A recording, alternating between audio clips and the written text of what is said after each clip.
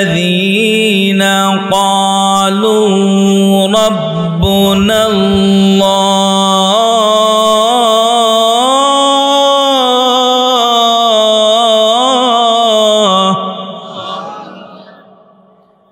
সুম্মা ইসতাকামু ফালা খাউফুন আলাইহিম ওয়ালা হুম ইয়াহজানুন।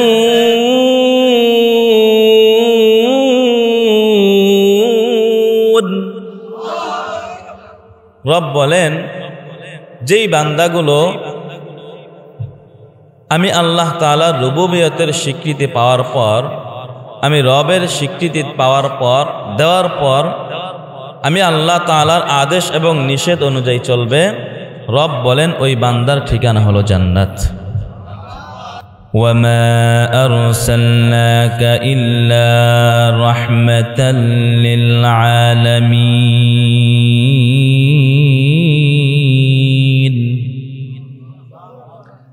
রব বলেন, নবী হে, আপনাকে আমি আল্লাহ তাআলা দুনিয়ার মধ্যে পাঠিয়েছি সারা পৃথিবীর জন্য রহমত বানিয়ে। বুঝে থাকলে বলুন, শুধু বাংলাদেশের জন্য না সারা পৃথিবীর জন্য? আগেরকার যুগে নবী আল্লাহ তাআলা পাঠিয়েছেন কোনো একটা এলাকা ভিত্তিক, কোনো এক কথা বলতে হবে কিন্তু আমার সাথে একটু, ইয়েস আর নো অ্যান্সার দিতে হবে, ওকে? আল্লাহ তাআলা আগে নবী পাঠাইতেন কোনো এক এলাকা ভিত্তিক, অথবা কোনো সম্প্রদায় ভিত্তিক, অথবা কোনো এক দেশের জন্য নির্ধারিত করে। কিন্তু আমার নবী, আপনার নবী রহমাতুল লিল আলামিন, সমস্ত নবীকে আল্লাহ তাআলা বিভিন্ন নির্ধারিত এক একটা এলাকা, এক একটা সম্প্রদায়, এক একটা গোত্রের জন্য নির্ধারিত করে পাঠিয়েছেন। কিন্তু আমার নবী, আপনার নবী রহমাতুল লিল আলামিন, মদিনা ওয়ালা সরদারে দু আলম তাজদারে মদিনা মুহাম্মদ আরবি আলাইহিস সালাতু ওয়াস সালামকে সারা পৃথিবীর জন্য রহমত বানিয়ে পাঠিয়েছেন। ইমামুল আউয়ালিনাল আখিরিন বাহর সাদকা রহমাতাল লিল আলামিন, শুধু জুদাস রহমাতাল লিল আলামিন, মসজিদ ও শুদ হামারো ইয়ে জমিন। রব বলেন, আমি আমার নবীকে সারা পৃথিবীর জন্য রহমত বানিয়ে পাঠিয়েছি। আল্লাহর নবী সাল্লাল্লাহু আলাইহি ওয়াসাল্লাম, তার শরীর মোবারক কেমন ছিল, তার শরীর মোবারক কেমন ছিল? এর আগে একটা হাদিস আপনাদেরকে শুনাই। নবীজি বলেন ইন্নামা বুইসতু লিউতিম্মা মাকারিমাল আখলাক, আমাকে আল্লাহ তাআলা পাঠিয়েছেন দুনিয়ার মধ্যে উত্তম চরিত্রের পূর্ণতা দান করার জন্য। বুঝে থাকলে বলুন, কেন? কথা বলে না। নবীকে পাঠাইলেন আল্লাহ কেন? উত্তম চরিত্রের পূর্ণতা দান করার জন্য। কথা বুঝে আসছে নি? আল্লাহ রব্বুল আলামিন অন্য আয়াতে বলেন, লাকাদ কানা লাকুম ফি রাসূলিল্লাহি উসওয়াতুন হাসানাহ। রব বলেন, আমার নবীর মধ্যে তোমাদের জন্য রয়েছে উত্তম আদর্শ, গ্রহণ করে নাও। হ্যাঁ, তাহলে আল্লাহর নবীকে শুধু বাংলাদেশের জন্য নবী বানিয়ে পাঠিয়েছেন না সারা পৃথিবীর জন্য? সারা পৃথিবীর জন্য নবী বানিয়ে পাঠিয়েছেন। আর নবী বলেন, ইন্নামা বুইসতু লিউতিম্মা মাকারিমাল আখলাক, আমাকে আল্লাহ পাঠিয়েছেন সুন্দর উত্তম চরিত্রের পূর্ণতা দান করার জন্য। নবীজির শরীরের রং কেমন ছিল? কালো ছিল? সুন্দর ছিল। বলেন কি? কেমন সুন্দর ছিল? নবীজি বলেন, বর্ণনাকারী বলেন, কানা রাসূলুল্লাহ সাল্লাল্লাহু আলাইহি ওয়াসাল্লাম আবিয়াদা।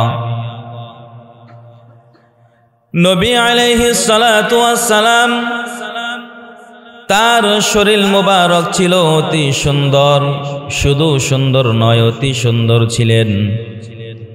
বর্ণনাকারী বলেন তার সুন্দরের রংটা কেমন ছিল? দুধের মতো সাদা ছিল নাকি বাতির মতো সাদা ছিল? তার যেই সৌন্দর্যের বর্ণনা, নবীজির সৌন্দর্যটা কেমন ছিল, তার সৌন্দর্যটা কেমন ছিল? বর্ণনাকারী বলেন কান্নামা সিগা মিন ফিদ্দাতিন, মনে হয় যেন আমার নবীকে আমার রব রূপা দ্বারা তৈরি করেছে।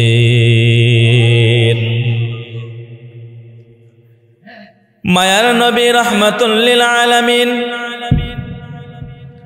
তার চেহারাটা কেমন ছিল? বর্ণনাকারী বলেন কানা রাসূলুল্লাহ সাল্লাল্লাহু আলাইহি ওয়াসাল্লাম, কানা রাসূলুল্লাহ সাল্লাল্লাহু আলাইহি ওয়াসাল্লাম আহসানান নাসি ওয়াজহান। আল্লাহর নবী সাল্লাল্লাহু আলাইহি ওয়াসাল্লাম চেহারার দিক দিয়ে গোটা পৃথিবীর মধ্যে আল্লাহ রাব্বুল আলামিন শুধুমাত্র মানুষ নয়, গোটা পৃথিবী সৃষ্টি হওয়ার পর থেকে এই পর্যন্ত দুনিয়ার মধ্যে যত নবী রাসূল এবং গোটা পৃথিবীর মধ্যে যত মানুষ এসেছে, বর্ণনাকারী বলেন সব মানুষের চাইতে সবচাইতে সুন্দর চেহারা হলো আমার নবীর। ও আহসানাহু খালকান, নবীর চেহারাটা সারা পৃথিবীর সব মানুষের মধ্যে সবচাইতে সুন্দর। শুধু তাই নয়, বরঞ্চ আল্লাহর নবীর চরিত্রটাও সারা পৃথিবীর মধ্যে যত নবী এবং মানুষ এসেছে সব নবী এবং মানুষের চাইতে উত্তম চরিত্র।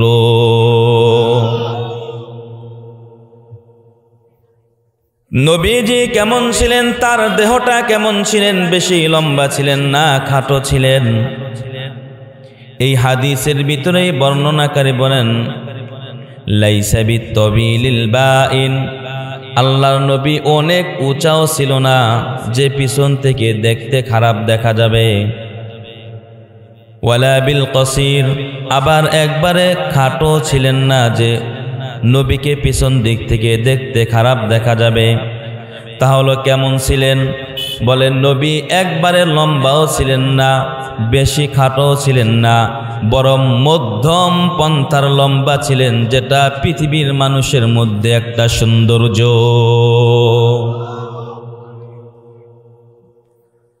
আল্লাহর নবী সাল্লাল্লাহু আলাইহি ওয়াসাল্লামের চেহারাটা কেমন উজ্জ্বল! জাবের ইবনে সুমরাতা রাদিয়াল্লাহু তাআলা আনহু হাদিস বর্ণনা করেন, عن جابر بن سمرة رضي الله تعالى عنه قال كان رسول الله صلى الله عليه وسلم عن جابر بن سمرة رضي الله تعالى عنه قال رأيت رسول الله صلى الله عليه وسلم في ليلة إضحيان। জাবের ইবনে সুমরাতা রাদিয়াল্লাহু তাআলা আনহু হাদিস বর্ণনা করেন, তিনি বলেন আমি একদিন পূর্ণিমার রাতে আল্লাহর নবীর চেহারা দেখলাম। সুবহানাল্লাহ বলেন না। আমি একদিন পূর্ণিমার রাতে আল্লাহর নবীর চেহারা দেখলাম। ফাজআলতু আনজুরু ইলা রাসূলিল্লাহি সাল্লাল্লাহু আলাইহি ওয়াসাল্লাম ওয়া ইলাল কমার, আমি একবার চন্দ্রের দিকে তাকাই, আরেকবার আমার নবীর দিকে তাকাই। একবার আমি চন্দ্রের দিকে তাকাই, আরেকবার আমার নবীর দিকে তাকাই। একবার আমি চাঁদের দিকে তাকাই, আরেকবার আমি আমার নবীর দিকে তাকাই। ওয়া আলাইহি হুল্লাতুন হামরা, আর ওই রাতে আল্লাহর নবী ছিলেন লাল ডোরা বিশিষ্ট একটি চাদর পরিহিত দাঁড়িয়ে আছেন। আল্লাহর নবী দাঁড়িয়ে আছেন, আমি নবীর দিকে একবার তাকাই আর চাঁদের দিকে একবার তাকাই। জাবের ইবনে সুমরাতা রাদিয়াল্লাহু তাআলা আনহু বলেন, ফাইদা ইনদি আহসানু মিনাল কমার, আমি একবার চাঁদের দিকে তাকাই আর একবার আমার নবীর দিকে তাকাই, একবার আমি চাঁদের দিকে তাকাই আর একবার আমি আমার নবীর দিকে তাকাই। আমার কাছে মনে হলো আমার নবীর চেহারাটা পূর্ণিমার চাঁদের চাইতেও সুন্দর।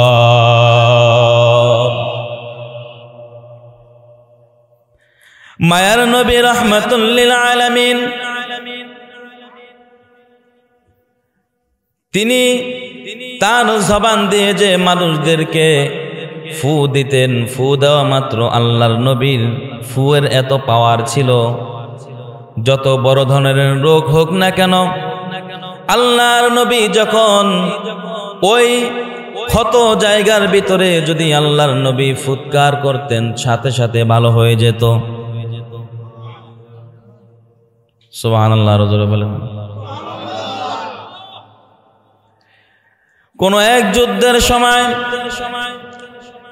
আল্লাহর নবী সাল্লাল্লাহু আলাইহি ওয়াসাল্লাম সাহাবায়ে কেরামদেরকে উদ্দেশ্য করে বললেন, সাহাবাইরা,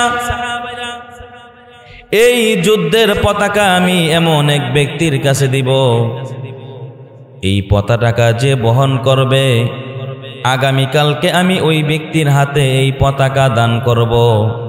এই যুদ্ধের পতাকা যে বহন করবে ওই সাহাবীটা জান্নাতি হয়ে যাবে। সমস্ত সাহাবায়ে কেরাম চিন্তিত, রাতের বেলা ঘুম নাই। কে এমন সৌভাগ্যবান ব্যক্তি যার দুনিয়ার মধ্যে জান্নাতের সার্টিফিকেট দিয়ে দিবেন আর তার হাতে আল্লাহর নবী পতাকা দান করবেন। এখন সবাই ঘুম বাদ দেয়া পেরেশান, চিন্তা, হায় আফসোস যদি আমি ওই ব্যক্তি হতাম। সব সাহাবীরা, সমস্ত সাহাবীরা কি করলেন? চিন্তিত, কে হয়, রাতের বেলা ঘুম নাই, সবাই মনে মনে আশা, আহ ওই সাহাবীরা যদি আমি হতে পারতাম। খারাপ লাগতেছে আপনাদের? জোরে বলেন, খারাপ লাগে? সকাল যখন হয়ে গেল, আল্লাহর নবী সাল্লাল্লাহু আলাইহি ওয়াসাল্লাম ওই যুদ্ধের পতাকাটা দান করবেন, কিন্তু কার হাতে দান করবেন? নবীজি সাহাবীদেরকে উদ্দেশ্য করে বললেন, ও সাহাবীরা, আলী ইবনে আবু তালেব কোথায়? আমাকে একটু ডাক দিয়ে আমার সামনে নিয়ে আসো। সাহাবীরা বললেন, আলী তো অসুস্থ। নবীজি বললেন, আলীর কি হয়েছে? সাহাবায়ে কেরাম বললেন, আলী রাদিয়াল্লাহু তাআলা আনহু, তার চোখে আঘাত লেগেছে, তিনি এখন তাকাইতে পারেন না। আল্লাহর নবী সাল্লাল্লাহু আলাইহি ওয়াসাল্লাম বললেন, আমি গতকাল বলেছিলাম একজন সাহাবীর হাতে আমি পতাকা দান করব, কিন্তু সেই সাহাবী তো হযরতে আলী।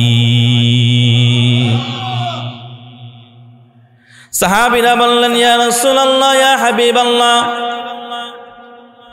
কাফেলার আমির হবে এই আলী, তিনি তো অসুস্থ, চোখে দেখতে পায় না, চোখে আঘাত প্রাপ্ত হয়েছে। আল্লাহর নবী ডেকে বললেন, তাকে আমার সামনে নিয়ে আসো। আল্লাহর নবীর সামনে যখন আনা হলো, নবীজি তার দিকে তাকাইয়া তার চোখে একটা ফু দেওয়া মাত্র তার চোখের রোগ ভালো হয়ে গেল। মায়ার নবী রাহমাতুল লিল আলামিন দুনিয়ার মধ্যে যখন আগমন করবেন, তার মা আমেনা বলেন, আমার সন্তান মুহাম্মদ যখন দুনিয়ার মধ্যে আগমন করলো, আমার সন্তান মুহাম্মদ দুনিয়ার মধ্যে সুন্নতে খতনাকৃত অবস্থায় আগমন করেছেন। শুধু তাই নয়, আল্লাহর নবীর মা আমেনা ডেকে বললেন, আমার মুহাম্মদ যখন দুনিয়ার মধ্যে আগমন করেছেন, আমার মুহাম্মদ যখন দুনিয়াতে আগমন করেছেন, অন্য অন্য মায়েরা সন্তান ভূমিষ্ঠ হওয়ার পূর্বে যেই ব্যথায় আক্রান্ত হয়, অসহনীয় ব্যথায় আক্রান্ত হয়ে যায়, কিন্তু আমার মুহাম্মদ যখন দুনিয়াতে আগমন করলেন, আমি আমেনা বিন্দু পরিমাণ ব্যথায় আক্রান্ত হই নাই। শুধু তাই নয়, আল্লাহর নবী বিশ্ব নবী মুহাম্মদুর রাসূলুল্লাহ সাল্লাল্লাহু আলাইহি ওয়াসাল্লাম যখন জন্মগ্রহণ করেন, নবীজি জন্মগ্রহণ করার সাথে সাথেই তার জবান দিয়ে আল্লাহ রব্বুল আলামিনের শুকরিয়া স্বরূপ আলহামদুলিল্লাহ শব্দ বের হয়েছিল।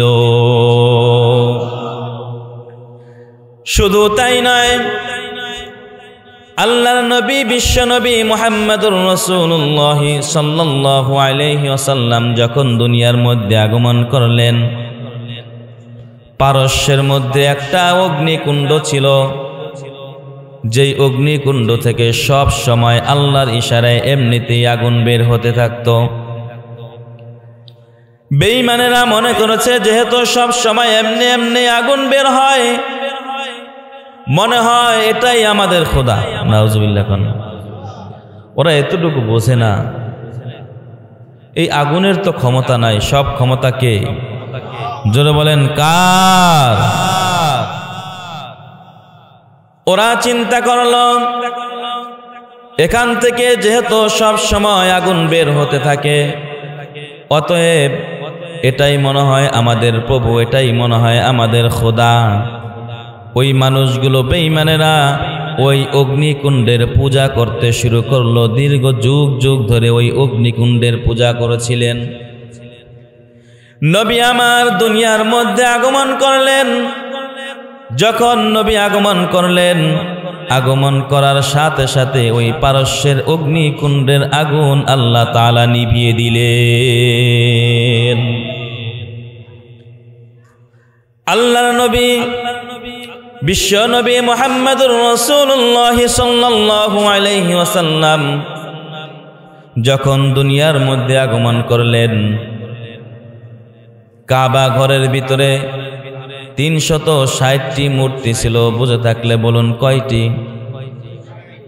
আল্লাহর নবী যখন দুনিয়ার মধ্যে আগমন করেছেন, ওই কাবা ঘরের ভিতরে যত মূর্তি ছিল সব মূর্তিগুলো আল্লাহর নবীর আগমন উপলক্ষে আল্লাহ তাআলার কুদরতি পায়ে সিজদা দিয়েছেন। এ হলো আল্লাহর নবীর মুজিজা। এগুলো হলো আল্লাহর নবীর জন্মের মুজিজা। নবী দুনিয়াতে আসার কারণে আল্লাহ রব্বুল আলামিন এই মুজিজাগুলো মানুষদেরকে দেখিয়েছেন। চিল্লায়া বলি সুবহানাল্লাহ। খারাপ লাগতেছে? মোনাজাত দিয়ে দেই? চলবে? মাশাআল্লাহ। থাক, রাগ করেন না ভাইরা আমার, খুব খেয়াল করেন। আল্লাহর নবী সাল্লাল্লাহু আলাইহি ওয়াসাল্লাম, একটা অলৌকিক ঘটনা, এটা শুনলে আশ্চর্য হয়ে যাবে। নবীজি দুনিয়ার মধ্যে আসার পর তৎকালীন সময়ে নিয়ম ছিল সন্তানদেরকে অন্য অন্য জায়গায় নিয়ে যাওয়া হতো। ওই অন্য মহিলাদের দুধ পান করার জন্য গ্রামের পরিবেশে নেওয়া হতো, শহর থেকে দুধ পান করানোর জন্য। এটা আগে চল ছিল। বছরে একদিন আসতো, বিভিন্ন জায়গা থেকে মহিলারা আসতো, আবার অনেকে তাদের বাচ্চা নিয়ে আসতো। তো এক একজনের বাচ্চা নিয়ে যেত দুধ পান করানোর জন্য। খুব খেয়াল করবে। মায়ের নবী রাহমাতুল লিল আলামিন জন্মের পরে যখন নবীজির দুধ মা কে ছিল? জোরে বলেন কে?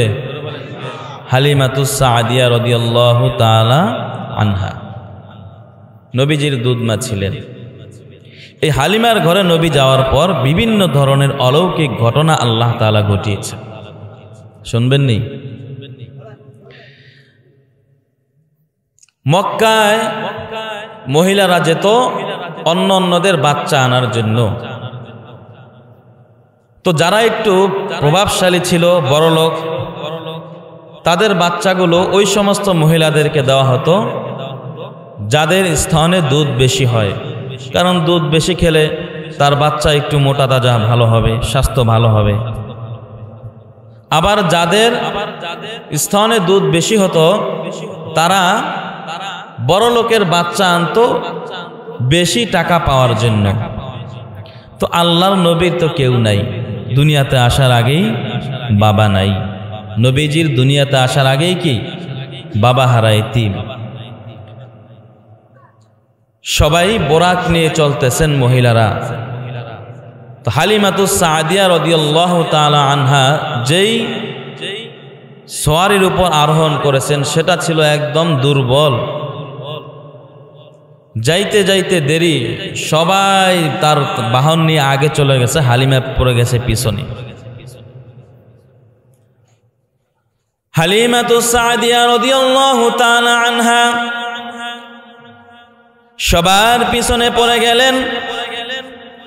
অন্যদিকে যেই সমস্ত মহিলারা আগে আগে চলে গেছেন, তাদের স্তনে দুধ বেশি হওয়ার কারণে তারা বড় লোকের সন্তানগুলো নিয়ে তারা চলে গেলেন। কিন্তু হালিমাতুস সাদিয়া তার স্তনে দুধ কম হতো, এই জন্য বড় লোকের সন্তান তাকে দিত না।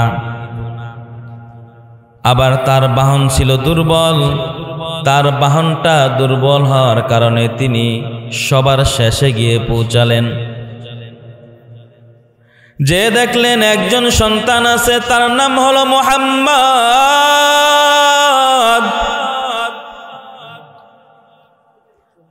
দুনিয়ার মধ্যে আসার আগেই বাবা হারা এতিম।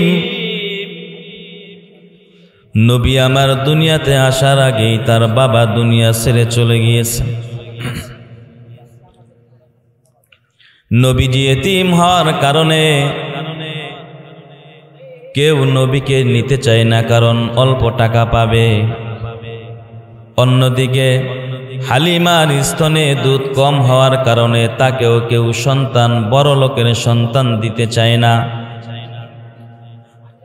অবশেষে হালিমা চিন্তা করলেন, যেহেতু কোনো বড় লোকের সন্তান আমি পাইলাম না, অতএব খালি হাতে ফিরে যাব না। এই এতিম সন্তানটা আছে, ওকেই আমি নিয়ে যাই। আল্লাহর নবী সাল্লাল্লাহু আলাইহি ওয়াসাল্লামকে যখন হালিমাতুস সাদিয়া কোলে নিয়ে তার বাহনটা, যখন নাকি তার বাহনটা ছাড়লেন, ওই সমস্ত মহিলারা তো তাদের বাহন নিয়ে আগে আগে চলে আসছে। কিন্তু হালিমাতুস সাদিয়া যখন নবীকে নিয়া তার বাহনটা যখন তার বাড়ির দিকে রওনা করলেন, দেখা গেল আগে যেই সমস্ত নারীরা তাদের বহন নিয়ে আগে চলে গিয়েছে, আল্লাহর নবীকে হালিমার বাহনে উঠানোর কারণে ওই বাহনটা এত পরিমাণ দূরত্ব হয়ে গেল, সমস্ত মহিলাদের বাহনের আগে চলে গেল।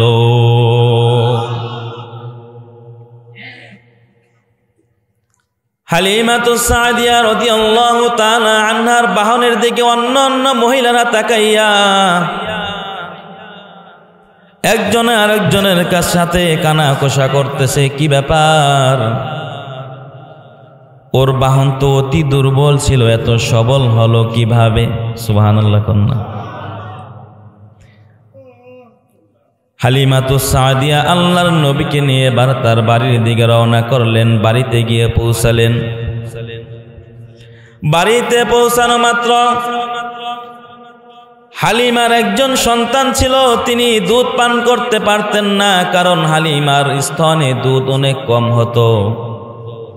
কিন্তু আল্লাহর নবী হালিমার ঘরে যাওয়ার বরকতে আল্লাহ রব্বুল আলামিন এত পরিমাণ বরকত দান করলেন, হালিমার স্তনের দুধ তার সন্তান পরিপূর্ণভাবে পান করে, আবার মুহাম্মদ ও পরিপূর্ণভাবে পান করে। মুহাম্মদ হালিমার ঘরে ঢোকার আগে ঘরে একটা বকরি ছিল। বকরি চিনেননি? চিনেন? বকরিতে দুধ দেয়। আগে তো বকরির দুধের অনেক প্রচলন ছিল, এখন তো আমাদের দেশের মানুষ বকরির দুধ সাধারণত খাইতে চায় না, ঠিক না? হালিমাতুস সাদিয়া রাদিয়াল্লাহু তাআলা আনহার ঘরে একটা বকরি ছিল। ওই বকরিটা অনেক দুর্বল ছিল, দুধ দিত না, এই পরিমাণ দুধ দিত তাদের হতো না। তার যেই ঘরে সন্তানটা ছিল ওই সন্তানেরও পরিমাণ মতো হতো না। কিন্তু আমার নবী রাহমাতুল লিল আলামিন হালিমার ঘরে যাওয়া মাত্র আল্লাহ রব্বুল আলামিন তার এই বকরির ভিতরে এত পরিমাণ বরকত দান করলেন, এখন ওই বকরিতে এত বেশি পরিমাণ দুধ হয়, ঘরের সবাই পরিতৃপ্তি সহকারে পান করতে পারে।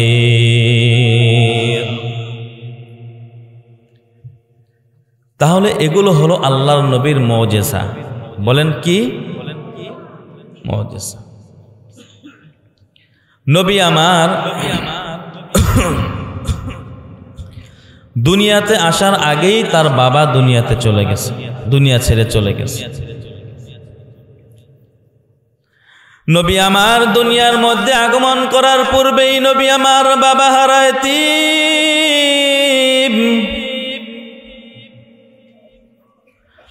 মায়ার নবী রাহমাতুল লিল আলামিন বাচ্চাদের সাথে একদিন খেলাধুলা করে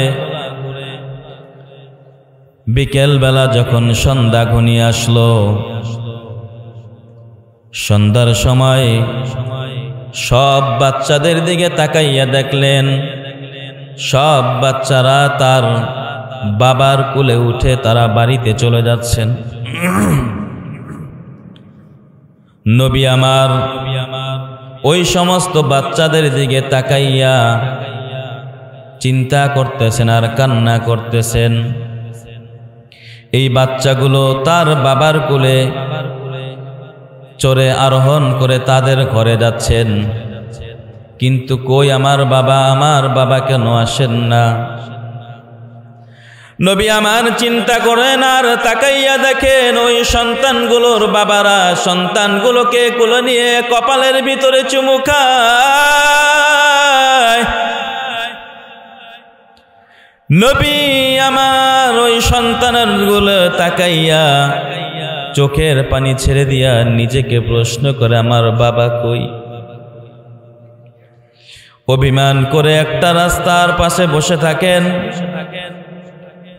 সন্ধ্যা যখন ঘনিয়ে আসে আল্লাহর নবী তার মা তার মা আমেনা চিন্তিত হয়ে গেলেন, পেরেশান হয়ে গেলেন, কোথায় আমার মুহাম্মদ?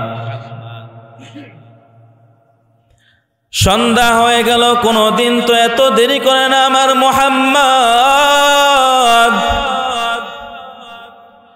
কই গেল আমার মুহাম্মদ? নবীজির মা কান্না করতে করতে করতে করতে ঘর থেকে বের হলেন। আর পথের মধ্যে যার সাথে দেখা হয় তাকেই ডাক দিয়া বলেন, ভাই আমার ছেলে মুহাম্মদকে দেখছো কিনা? কিছু কিছু মানুষ জবাব দেয়, তোমার সন্তান মুহাম্মদকে চিনি না, দেখিও নাই। দুই একজনকে জিজ্ঞাসা করার পর একজন ডাক দিয়া বলো, তোমার সন্তান মুহাম্মদ নাকি আমি চিনি না, তবে আমি আসার পথে রাস্তার পাশে বসে বসে দেখলাম একটা সন্তান কান্না করতেছে। নবীজির মা আমেনা চিৎকার করে মুহাম্মদকে খোঁজার জন্য দৌড়াইতেছে। দৌড়াইতে দৌড়াইতে যে দেখেন নবী আমার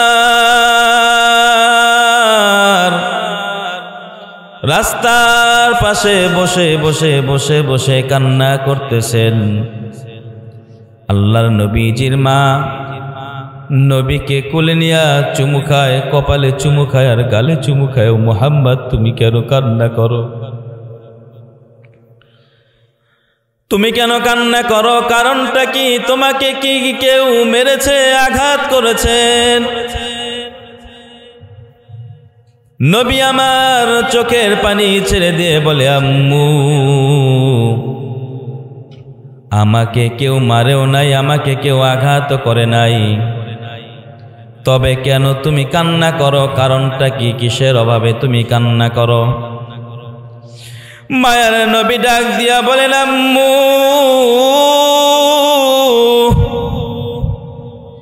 সন্ধ্যা যখন ঘনিয়ে আসলো সব শিশুদের দিকে তাকাইয়া দেখলাম সবাইকে সবাইয়ের বাবা আদর করে চুমু খেয়ে খেয়ে বাড়ি দিয়া যায়। মা, তুমি আমার সাথে এমনটা কেন করেছো? কোথায় আমার বাবা? আমার বাবার কাছে আমাকে নিয়ে যাও। নবীজির মা ডাক দিয়া বলেন, ও মুহাম্মদ, তুই আমার সন্তান দুনিয়াতে আসার আগেই তো তোর বাবা দুনিয়া ছেড়ে চলে গেছে রে মুহাম্মদ। তুই দুনিয়াতে আসার আগেই তোর বাবা দুনিয়া ছেড়ে চলে গেছে। নবী আমার ডাক দিয়া বলেন, আম্মু, এতদিন আমার কাছে তুমি এই বিষয়টা গোপন রেখেছো, আজকে তুমি আমাকে নিয়ে আমার বাবার কবরের কাছে যাও। নবীজির মা নবীজির দাদাকে বললেন, আপনার নাতি আপনার ছেলের কবর দেখতে চায়, আপনি যদি অনুমতি দেন তাহলে আপনার ছেলের কবরটা আপনার নাতিকে দেখে আনব। নবীজির দাদা আব্দুল মুত্তালিব তিনি একটা বাহনের ভিতরে আল্লাহর নবী সাল্লাল্লাহু আলাইহি ওয়াসাল্লাম এবং তার মা সাথে আরেকজন দাসী, মোট 3 জন দিয়া দিলেন। কয়জন? এই 3 জন নিয়া আল্লাহর নবী সহ রওনা হলেন নবীজি তার বাবার কবর দেখার জন্য। নবীজি সেই তার বাবার কবর দেখে আসলেন। নবীজি তার বাবার কবর দেখার পর ওই 3 জন যখন বাড়িতে ফিরলেন, বাড়ির দিকে রওনা করলেন। বাড়ির দিকে রওনা করার পর বাহনের ভিতরে হঠাৎ করে নবীজির মায়ের পেটের ব্যথা শুরু হয়ে গেল। দাসীকে ডেকে বললেন, আমি আর সহ্য করতে পারি না, আমার পেট খুব ব্যথা করতেছে, বাহনটা থামাও।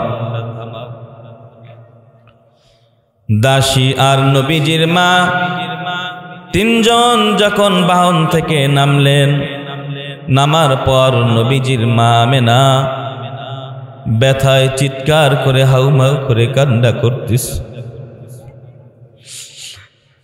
নবীর হাতের মাথার উপর হাত বলে দিয়া বলে, রে মুহাম্মদ, দুনিয়াতে আসার আগেই তোর বাবা দুনিয়া ছেড়ে চলে গেছে, আজকে মনে হয় আমিও আর বাঁচবো না রে মুহাম্মদ।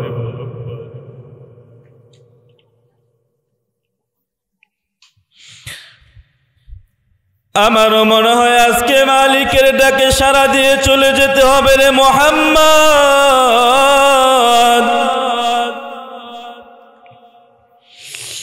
দাসীকে ডাক দিয়া বললেন, দাসী, আমার সন্তানটাকে আমার শ্বশুর আব্দুল মুত্তালিবকে বলিয়া দিও, আমার সন্তানটাকে যেন সুন্দর করে লালন পালন করে। এই কথা বলিয়া নবীজির মাও দুনিয়া ছেড়ে চলে গেলেন। মায়ার নবী চিৎকার করে কান্না করে আর মালিককে ডেকে বলেন, রব, দুনিয়াতে আসার আগে আমার বাবাকে নিয়ে গেছ, বাবার মুখটা আমি দেখতে পারি না।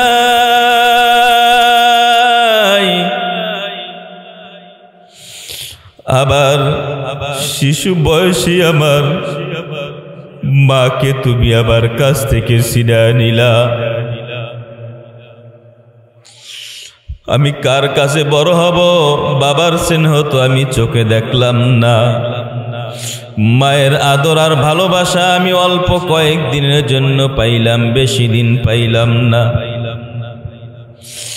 যখন নাকি ওইখানে নবীর মা ইন্তেকাল করলেন, দাফন শেষে এখন রয়েছে কয়জন? দুইজন দাসী আর নবীজি এবার বাহনের উপর আরোহণ করে বাড়ির দিকে রওনা করলেন। নবীজির দাদা আব্দুল মুত্তালিব তাকিয়ে আছেন, কখন আমার নাতি মুহাম্মদ আমার ঘরে আসবে। এবার নবীর দাদা যখন বাহনের দিকে তাকাইলেন, তাকাইয়া দেখেন পাঠাইলাম 3 জন আর এখন 2 জন ফিরে আসলো, কারণটা কি? দাসীকে জিজ্ঞাসা করার পর বললেন, পথের মধ্যে হঠাৎ করে ব্যথায় আক্রান্ত দুনিয়া ছেড়ে চলে গেছে। নবী আমার দুনিয়াতে আসার আগেই বাবা হারায়তি,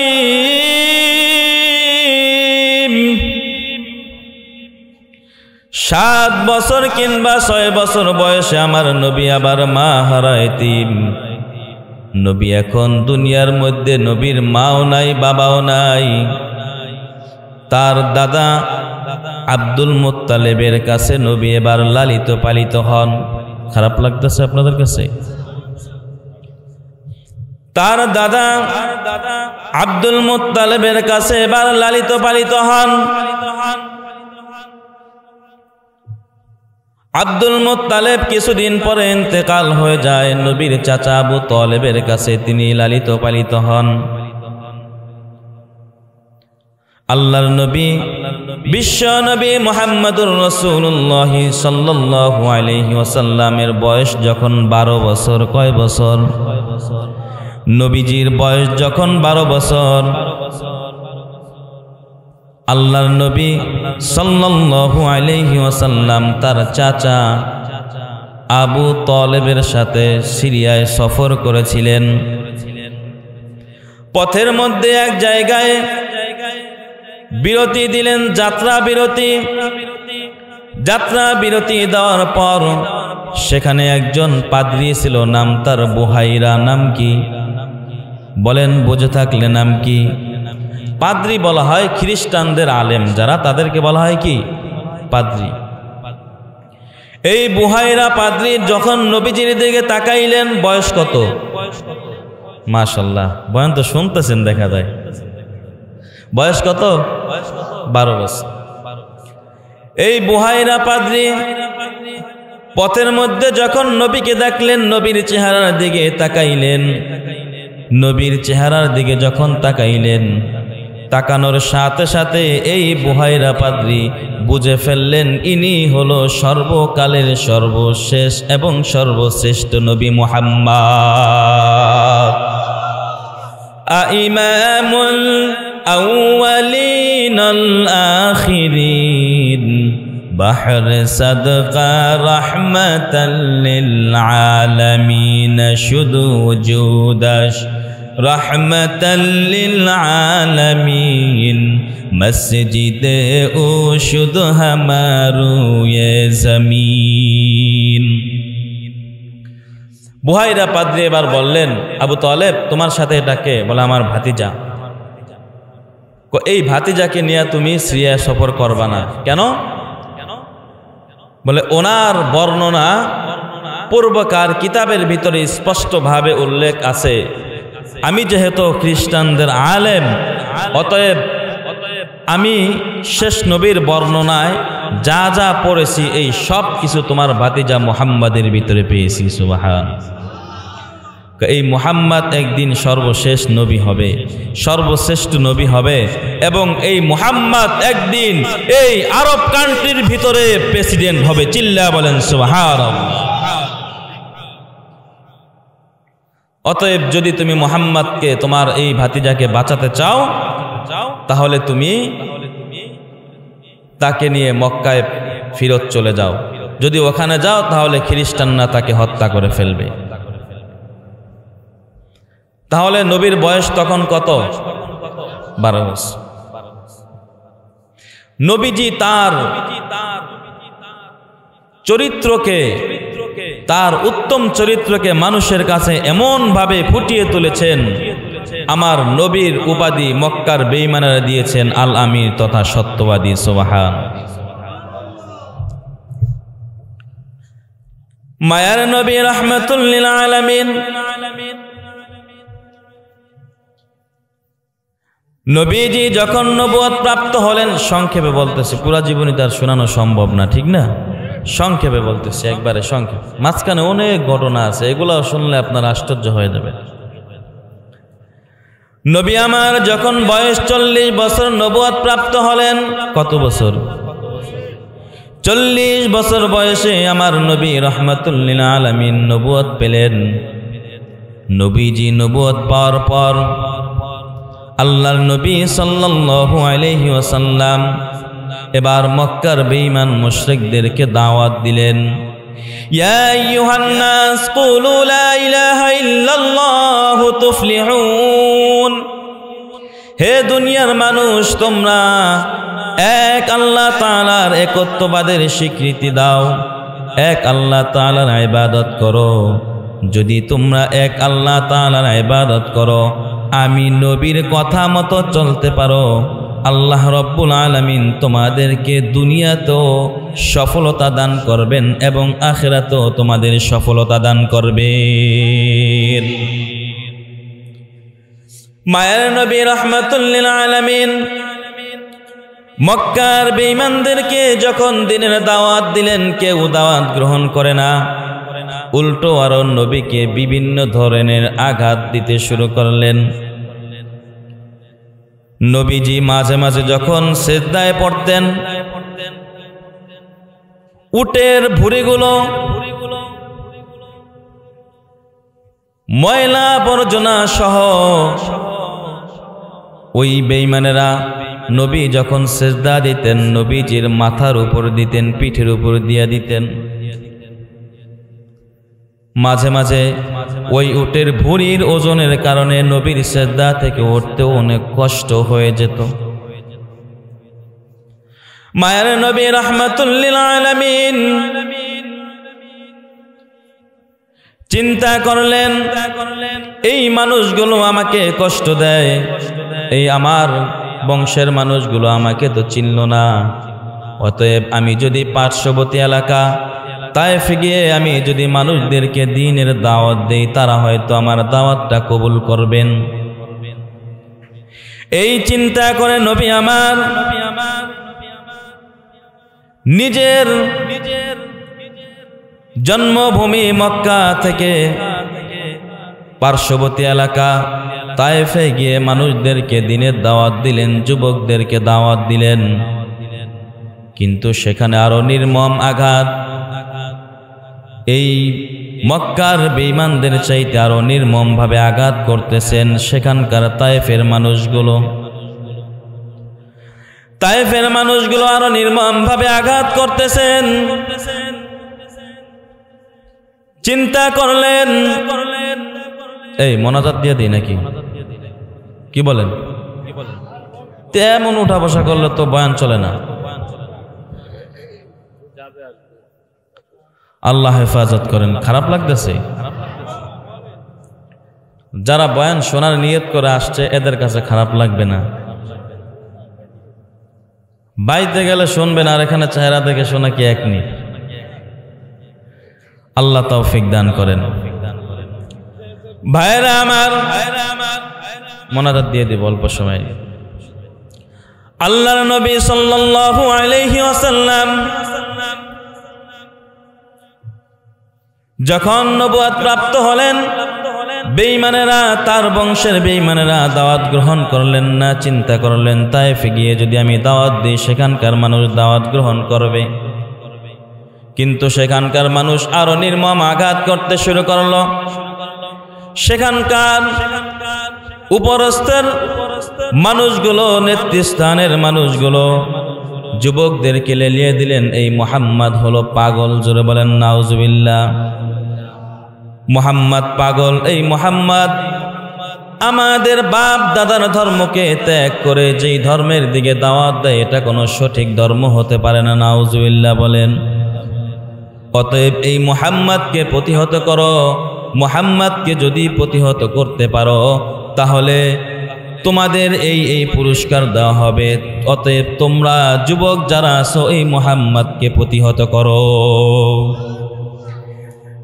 সেখানকার যুবক বেঈমানেরা আল্লাহর নবীকে পিছন দিক থেকে একের পর এক ইট পাটকেলগুলো নিক্ষেপ করতে শুরু করলো। পাথর পিছন থেকে নিক্ষেপ করতে শুরু করলো। পাথরের আঘাতে আঘাতে আল্লাহর নবী সাল্লাল্লাহু আলাইহি ওয়াসাল্লামের শরীর আঘাতে ক্ষত হয়ে শরীর থেকে রক্ত বের হতে লাগলো। নবী আমার এত পরিমাণ ক্ষত বিক্ষত হলেন, আল্লাহর নবীর রক্তে রঞ্জিত হয়ে গেল পাও। তার পরনে যেই জুতা ছিল ওই জুতা পর্যন্ত রক্তে আটকে গেল। আল্লাহর নবী একটু ওঠেন, দাঁড়ান, আবার পড়ে যান, আবার দাঁড়ায়, আবার পড়ে যায়। কিন্তু বেঈমানেরা পিছন দিক থেকে বারবার পাথর নিক্ষেপ করতেছেন। এমত অবস্থায় আমার আল্লাহ নবীর কাছে জিবরাইল আমিনকে পাঠায় বললেন, ও জিবরাইল, যাও আমার মুহাম্মাদের কাছে, আমার মুহাম্মাদকে গিয়ে বলো, মুহাম্মদ আপনি একটু আদেশ করেন, তাহলে এই সমস্ত বেঈমানগুলোকে আমি দুই পাহাড়ের চিপার ভিতরে ফেলে দুই পাহাড়ের চাপ দিয়ে আমি এই বেঈমানগুলোকে ধ্বংস করে দিব। নবী আমার ডাক দিয়া বলেন, ও জিবরাইল, এই বেঈমানগুলো আজকে হয়তো তারা দ্বীনের দাওয়াত গ্রহণ করে নাই, এই বেঈমানগুলো হয়তো আজকে দাওয়াত কবুল করে নাই, হয়তো আজকে আমি মুহাম্মদকে নবী হিসাবে মেনে নিতে পারে নাই, এই বেঈমানগুলো হয়তো আজকে আল্লাহ তাআলার দেওয়া দ্বীন বুঝতে পারে নাই। অতএব এই উম্মতগুলোকে ধ্বংস করা যাবে না, কারণ ওরাও তো আমার উম্মত। আমি মুহাম্মাদের সামনে আমার উম্মতগুলো ধ্বংস হয়ে যাব, আমি নবী সহ্য করতে পারবো না। অতএব আল্লাহ রব্বুল আলামিনকে বলে দাও আমার উম্মতগুলোকে যেন হেফাজত করে, হয়তো কোনো না কোনো একদিন আমার এই উম্মতগুলো আমার ধর্ম বুঝতে পেরে তারা দ্বীনের পথে আসবেন। তায়েফের মানুষগুলো দ্বীন গ্রহণ করলো না। নবী ফিরে আসলেন মক্কায়। আসার পরে আবার সেই মক্কাবাসীকে দাওয়াত দিলেন, না, তারা দ্বীন গ্রহণ করে না। আল্লাহ জানায় দিলেন, নবী অতি শীঘ্রই আপনাকে মদিনার পথে হিজরত করতে হবে। কোথায় হিজরত করবে? মদিনার পথে। বলে দেন কিছু কিছু সাহাবীরা যেন হিজরত করে চলে যায়। নবীজি বিভিন্নভাবে তাকে প্রস্তাব দেওয়া হলো, আপনি আপনার ধর্ম প্রচার থেকে বিরত থাকুন, তাহলে আপনাকে বিভিন্ন ধরনের হাদিয়া তোহফা দেওয়া হবে। নবীকে বললেন, আপনি যদি আপনার দ্বীন প্রচার থেকে বিরত থাকেন তাহলে আপনি কি চান? আরবের সুন্দরী নারীদের চান? আপনার সামনে আরবের সুন্দর নারীদেরকে উপস্থিত করা হবে, তবুও আপনি আপনার ধর্ম প্রচার থেকে বিরত থাকেন। আমার নবীকে প্রস্তাব দেওয়া হলো,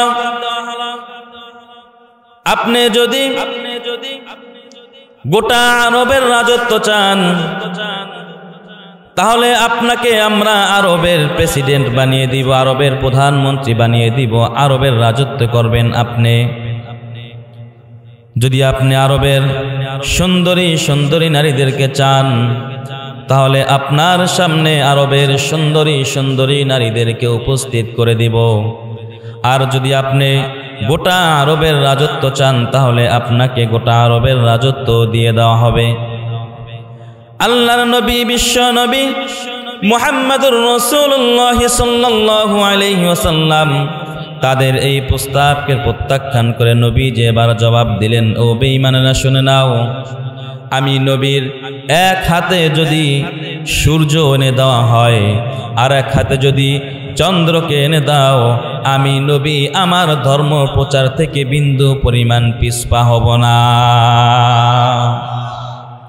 এবার বেঈমানেরা চিন্তা করলেন, না, মুহাম্মদকে তো কোনোভাবেই তার ধর্ম প্রচার থেকে দূর করানো যাচ্ছে না, বিরত রাখা যাচ্ছে না। অতএব সব বেঈমানেরা একসাথে বৈঠক বসলো, মুহাম্মদকে হত্যা করে ফেলবে। সব বেঈমানেরা একসাথে বসলো, কি করা যায়। কেউ কেউ রায় দিল মুহাম্মদকে দেশান্তর করা হোক। এদের রায়কে আবার প্রত্যাখ্যান করা হলো। কেন? এই জন্য যে মুহাম্মদকে যদি দেশান্তর করা হয় অন্য দেশে যাবে, যাওয়ার পর সেখানকার মানুষ তার আখলাক আদব চরিত্র দেখে তারা তার প্রতি দুর্বল হয়ে যাবে, তারা ইসলাম ধর্ম গ্রহণ করবে। তখন ওই জায়গার মানুষগুলো আমাদেরকে আরো বকাবাজি করবে যে এত সুন্দর একটা মানুষকে তারা দেশান্তর করে দিয়েছে। তাহলে মুহাম্মদকে কি করা হবে? তার ধর্ম প্রচার থেকে তাহাকে বিরত রাখার জন্য, তার ধর্ম প্রচার বন্ধ করার জন্য মুহাম্মদকে এবার কি করতে হবে? সকলেই সমষ্টিগত সিদ্ধান্ত নিল, মুহাম্মদকে হত্যা করে ফেলতে হবে। নাউজুবিল্লাহ বলেন না।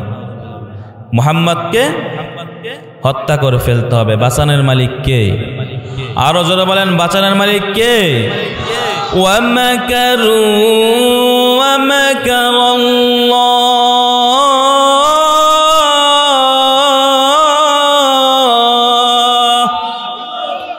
ওয়াল্লাহু খায়রুল মাকিরিন।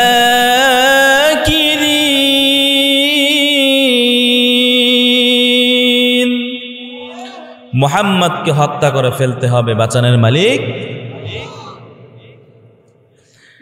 দারুন নাদওয়া বৈঠক হলো, সিদ্ধান্ত হয়ে গেল মুহাম্মদকে হত্যা করে ফেলতে হবে। তবে সেটা দেরি করা যাবে না, আজকে রাতের ভিতরেই করতে হবে। মুহাম্মদকে হত্যা করার জন্য নবী মুহাম্মদের পুরো বাড়িটা ঘেরাও করে ফেলা হলো। পুরা বাড়ি ঘেরাও করলো অস্ত্র শস্ত্র সহ। বাঁচাবেন কে? আল্লাহর নবী সাল্লাল্লাহু আলাইহি ওয়াসাল্লামকে রব জানিয়ে দিলেন, মুহাম্মদ আজকে রাতেই আপনাকে হিজরত করতে হবে, কারণ ওরা সিদ্ধান্ত নিয়েছে আপনাকে দুনিয়া থেকে বিতাড়িত করে দিবে, আপনাকে হত্যা করে ফেলার সিদ্ধান্ত নিয়েছে। অতএব আপনাকে আজকে রাতের ভিতরেই হিজরত করে মদিনায় চলে যেতে হবে।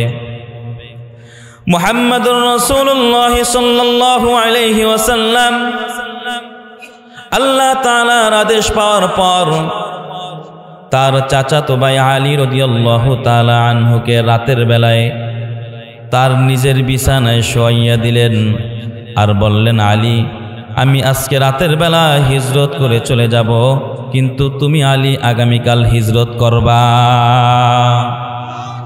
বুঝে থাকলে বলুন, আলী কার বিছানায় শুয়েছেন? হুজুর সাল্লাল্লাহু আলাইহি ওয়াসাল্লাম। তো এখন এটা তো নিশ্চিত যে মুহাম্মদকে সবাই হত্যা করার জন্য আসছে। তো হত্যা করার জন্য যেহেতু আসছে, তো তার বিছানায় কে আছে সেটা তো আর তারা জানে না। যে শুয়ে থাকবে মনে করবে এটাই মুহাম্মদ, তাকেই হত্যা করে ফেলবে। তো আলী রাদিয়াল্লাহু তাআলা আনহু নির্দ্বিধায় রাজি হয়ে গেলেন, জীবন দেব নবীর জন্য প্রস্তুত। সুবহানাল্লাহ বলেন না। তো আলী রাদিয়াল্লাহু তাআলা আনহু নবীজির বিছানায় শুয়ে গেলেন। আলী তো জানে নিশ্চিত মৃত্যু, কারণ ওরা হত্যা করে ফেলবে। বিছানার ভিতরে এসে যাকে পাবে তাকেই হত্যা করবে, মনে করবে এটাই মুহাম্মদ। আলী রাদিয়াল্লাহু তাআলা আনহুকে নবীজি তার বিছানায় শুয়ে দিলেন। এবার নবীজি ঘর থেকে বের হলেন। যখন তার দরজা খুললেন, দরজা খুলে দেখলেন বেঈমানেরা অস্ত্র শস্ত্রে সজ্জিত হয়ে বেঈমানগুলো আল্লাহর নবীর ঘরের চারপাশ ঘেরাও করে নিয়েছে। নবীজি চিন্তা করলেন কিভাবে বের হব। বের হওয়ার তো কোনো সুযোগ নাই, কারণ আমি যদি বের হই এই অস্ত্র শস্ত্রে সজ্জিত যেই মানুষগুলো আছে তাদের হাতে আমি হত্যা হয়ে যাব। নবীজি এবার চিন্তা করলেন কি করা যায়। আল্লাহর নবী সাল্লাল্লাহু আলাইহি ওয়াসাল্লাম আল্লাহ তাআলার অর্ডারে এক মুঠো বালি হাতে নিলেন। এক মুঠো বালি হাতে নিয়ে আল্লাহর নবী বিশ্ব নবী মুহাম্মদুর রাসূলুল্লাহ সাল্লাল্লাহু আলাইহি ওয়াসাল্লাম সূরা ইয়াসিনের একটি আয়াত তেলাওয়াত করলেন। فأغشيناهم فهم لا يبصرون। আল্লাহর নবী সূরা ইয়াসিনের এই আয়াতটা তেলাওয়াত করে এক মুষ্টি মাটির ভিতরে বালির ভিতরে এবার ফুৎকার করলেন। ফুৎকার করে আল্লাহর নবী সেই বালিগুলো কাফেরদের দিকে ছুঁড়ে মারলেন। আল্লাহর নবী এই বালিগুলো কাফেরদের দিকে ছুঁড়ে মারা মাত্র কাফেরের দৃষ্টি শক্তিগুলো ক্ষণিকের জন্য আল্লাহ তাআলা নিয়ে নিলেন। এবার নবীজি বেঈমানগুলোর সামনে দিয়ে সুন্দরভাবে বের হয়ে গেলেন, কিন্তু নবীকে দেখে না। সুবহানাল্লাহ। আল্লাহর নবী গভীর রজনীতে পাহাড়িয়া অঞ্চলগুলো পেরিয়ে পেরিয়ে পেরিয়ে পেরিয়ে এবার আল্লাহর নবী আবু বকরের দরজায় গিয়ে হাজির হলেন। কার দরজায়? আবু বকরকে ডেকে বললেন, আল্লাহর নবী পাহাড়িয়া অঞ্চল পেরিয়ে গভীর রাতে আল্লাহর নবী আবু বকরের দরজায় গিয়ে আস্তে করে আঘাত করলেন। আল্লাহর নবী আবু বকরের দরজায় আস্তে করে আঘাত করা মাত্র আবু বকর ঘর থেকে সাড়া দিয়ে বললেন, লাব্বাইকা ওয়া সা'দাইকা ইয়া রাসূলুল্লাহ। নবী আমার আশ্চর্য হয়ে গেলেন, ব্যাপারটা কি আবু বকর, তুমি কি রাতের বেলা ঘুমাও নাই? আবু বকর নবীর দিকে তাকাইয়া নবীকে ডাক দিয়া বলেন, ও পয়গম্বর, আজ থেকে 2-2.5 বছর আগে আপনি আমাকে বলেছিলেন হিজরতের পথে আমি বকর আপনার সঙ্গী হব। নবী আমার 2-2.5 বছর আগে আপনি আমাকে বলেছিলেন হিজরতের পথে আমি আবু বকর আপনার সঙ্গী হব।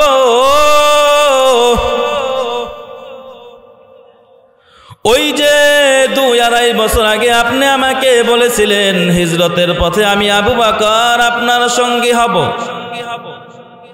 ওগো পয়গম্বর,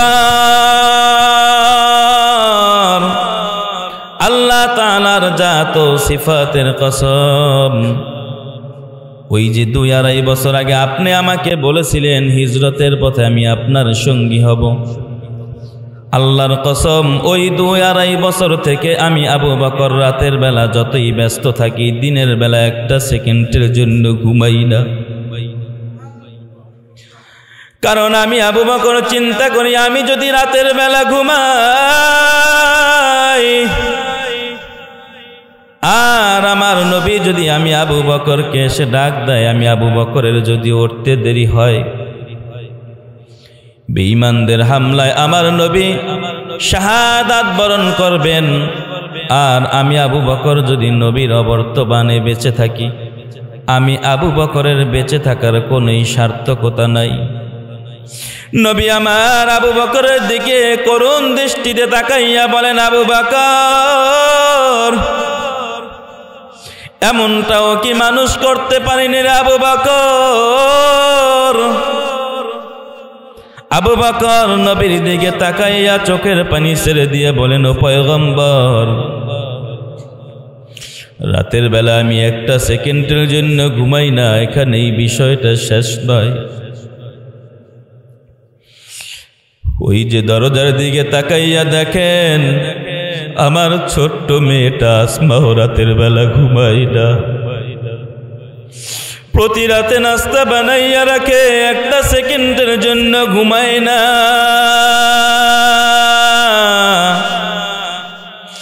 প্রতি রাতে নাস্তা বানাইয়া দরজার সামনে বসে থাকে, নবীকে নাস্তা দিয়া দিবে হিজরতের পথ। নবী আমার ডাক দিয়া বলেন, আবু বকর,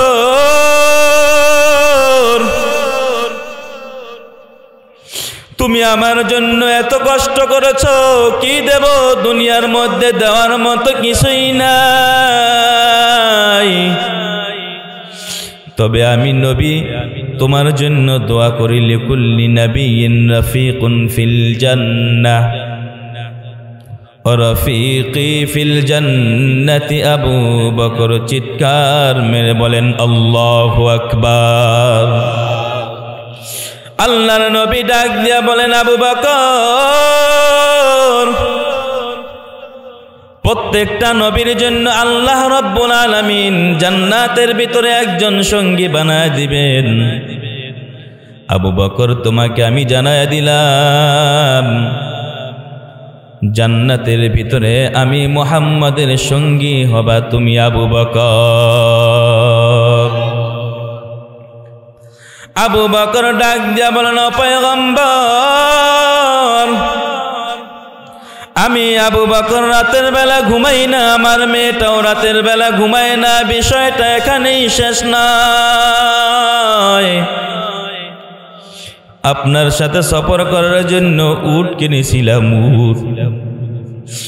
ওই যে খুঁটির দিকে তাকাইয়া দেখেন, ওই উটটাও রাতের বেলা একটা সেকেন্ডের জন্য ঘুমায় না। নবী আমার ডাক দিয়ে বলে, আবু বকর,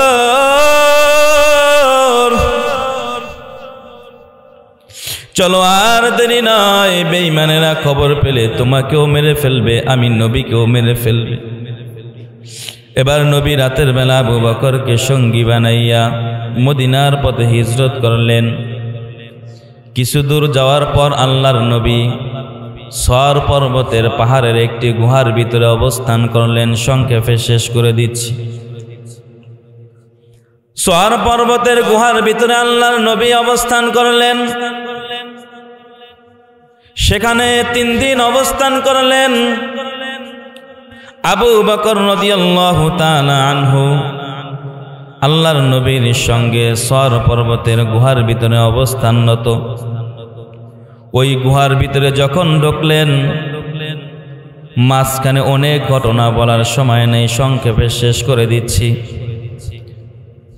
আবু বকর রাদিয়াল্লাহু তাআলা আনহু ওই গর্তের ভিতরে ঢোকার পর, সর পর্বতের গুহার ভিতরে ঢোকার পর সেখানে গর্তের সাইডে দেখলেন ছোট ছোট কিছু গর্তের মুখ দেখা যায়। ছোট ছোট কিছু গর্তের মুখ দেখা যায়। আবু বকর নিজের পরনের জামা কাপড়গুলো ছিঁড়ে ছিঁড়ে ওই গর্তের মুখগুলো সব লাগিয়ে দিলেন, সব মুখগুলো বুঝিয়ে দিলেন। কিন্তু একটা গর্ত লাগাইতে পারলেন না, কাপড়ে টান পড়ে গিয়েছে, অল্প কাপড়ে হয় নাই। একটা গর্ত লাগাইতে পারলেন না, আটকাতে পারলেন না।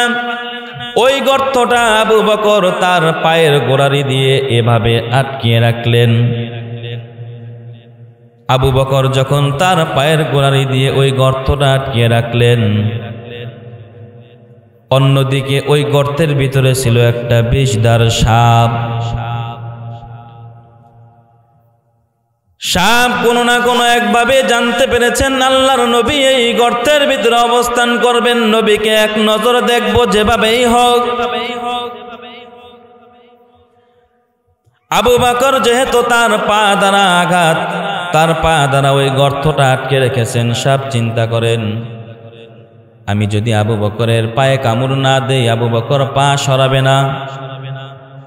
আর আমার নবীকেও এক নজর দেখা হবে না, এই সুযোগ তো আর পাবো না। আর যদি আবু বকরের পায়ের ভিতরে আমি পা কামড় দিয়ে বসি, তাহলেও তো আমার নবীর সাথে সফর সঙ্গীর সাথে বেয়াদবি হয়ে যায়। সাপ চিন্তা করলেন, যা হবার হবে, আল্লাহর নবীকে আমাকে দেখতেই হবে। এই চিন্তা করে বিষদার সাপ আবু বকরের সেই পায়ের ভিতরে একটা কামড় দিয়ে বসল। বিষদার সাপ যখন আবু বকরের পায়ে কামড় দিল, আবু বকর ব্যথায় কাতর হয়ে যাচ্ছে। আবু বকর চিৎকার করে কান্না করে না, কারণ নবী জেনে যাবে। আর এমত অবস্থায় আল্লাহর নবী আবু বকরের রানের উপরে শোয়া ছিলেন গর্তের ভিতরে। আবু বকর চিন্তা করলেন, যদি আমি চিৎকার করে কান্না করি, আমি ব্যথাও সহ্য করতে পারতেছি না, আবার যদি কান্না করি তাহলে আমার নবী কষ্ট পাবে।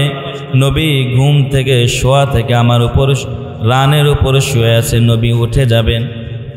আবু বকর খুব কষ্ট করে তার ব্যথা আটকে রাখলেন, কিন্তু কতক্ষণ আটকে রাখা যায়? আবু বকর ব্যথায় কাতর হয়ে আবু বকরের চোখ দিয়ে এবার পানি পড়তেছে। আবু বকরের চোখ দিয়ে পানি পড়তে পড়তে হঠাৎ করে এক ফোঁটা পানি আল্লাহর রসুলের গাল মোবারকের উপর গিয়ে পড়ল। নবীজি আবু বকরের দিকে তাকাইয়া দেখেন আবু বকর কান্না করতেছে। নবী আমার ডাক দিয়া বলে, আবু বকর, গর্তের ভিতরে তুমি কেন কান্না করো? আবু বকর ডাক দিয়া বলেন, পয়গম্বর, যেই গর্তটা আমি পা দিয়ে আটকে রাখছি, গর্তের ভিতরে হয়তো কিছু আছে, আমাকে কামড় দিছে। আল্লাহর নবী ডাক দিয়া বলেন, আবু বকর, তোমার পাটা সরাইয়া দাও। যখন আবু বকর তার পাটা সরাইয়া দিলেন, সরানোর পর দেখা গেল ওই গর্তে থেকে একটা বিষদার সাপ বের হয়ে আসলো। আল্লাহর নবীর দিকে তাকাইয়া সাপটা মাথা নাড়ায়। নবীজি আবু বকরকে বললেন, আবু বকর, সাপ বারবার মাথা নত করতেছে, কারণটা কি তুমি জানো নাকি? আবু বকর ডাক দিয়া বলেন, পয়গম্বর, জানি না। নবী বলেন, ও আবু বকর, এই সাপ তোমাকে কামড় মেরে অন্যায় করেছে, অপরাধ করেছে। আরো জোরে বলেন, কয়দিন?